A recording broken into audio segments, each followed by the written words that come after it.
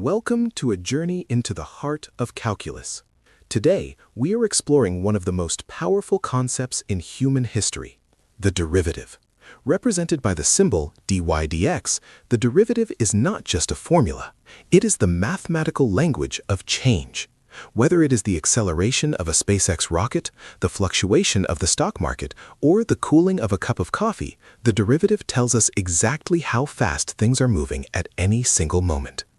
To understand the derivative, we must first look at the average rate of change. Imagine a car traveling on a road. If we pick 2 points in time, we can calculate the average speed by dividing the distance traveled by the time taken. Geometrically, this is represented by a secant line crossing a curve at 2 points. The slope of this line, which we call delta y over delta x, represents how much the output changes over a specific interval of the input. But what if we want to know the speed at a precise instant? Not the average over 5 seconds, but the speed at exactly point t. This is where the magic happens. We take the second point on our graph and move it closer and closer to the first point.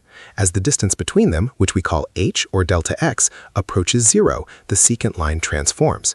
It pivots and settles into a tangent line that touches the curve at only one single point. This brings us to the formal definition of the derivative. We define f prime of x as the limit as h approaches 0 of the difference quotient, f of x plus h minus f of x, all divided by h. This expression calculates the slope of the tangent line. It is the instantaneous rate of change. When you look at your car's speedometer, you are looking at a real-time calculation of a derivative.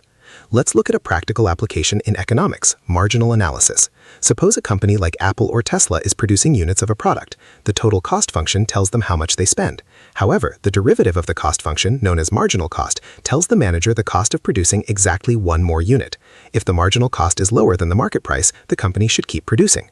This is how global industries optimize their profits using calculus. Visually, the derivative is the slope of the function at any given point. If the derivative is positive, the function is increasing. If it is negative, it is decreasing. And if the derivative is 0, we have found a peak or valley, a maximum or a minimum. This optimization is why derivatives are essential in machine learning, where algorithms like gradient descent minimize error to teach AI how to recognize your face or translate languages.